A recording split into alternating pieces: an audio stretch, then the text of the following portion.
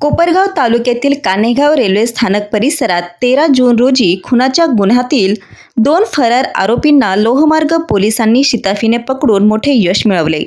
पुणे शहरातील खराडी पोलीस ठाण्यात दाखल खुनाच्या गुन्ह्यातील हे आरोपी गोरखपूर एक्सप्रेसने पसार होत असल्याची माहिती मिळाल्यानंतर मनमाड लोहमार्ग पोलिसांनी तात्काळ शोध मोहीम हाती घेतली.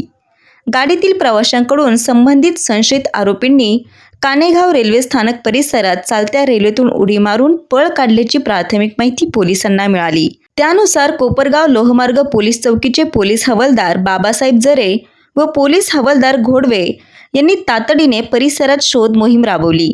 आरोपी उसाच्या शेतात लपून बसल्याचे निदर्शनास आल्यानंतर त्यांचा पाठलाग करून त्यांना ताब्यात घेण्यात आले. या कारवाईत पोलीस हवालदार बाबासाहेब जरे यांनी दाखवलेली सतर्कता, धाडस आणि तत्परता विशेष उल्लेखनीय ठरली. त्यांच्या प्रयत्नामुळे खुनाच्या गुन्ह्यातील दोन्ही फरार आरोपी पोलिसांच्या जाळ्यात अडकले. पोलीस हवालदार घोडवे यांनीही या कारवाईत मोलाची साथ दिली.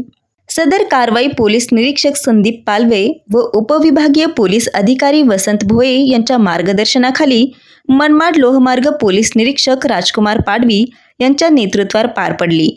या यशस्वी कारवाईमुळे मनमाड लोहमार्ग पोलीस दल तसेच कोपरगाव लोहमार्ग पोलीस चौकीच्या कार्यक्षमतेचे सर्वत्र कौतुक होत आहे.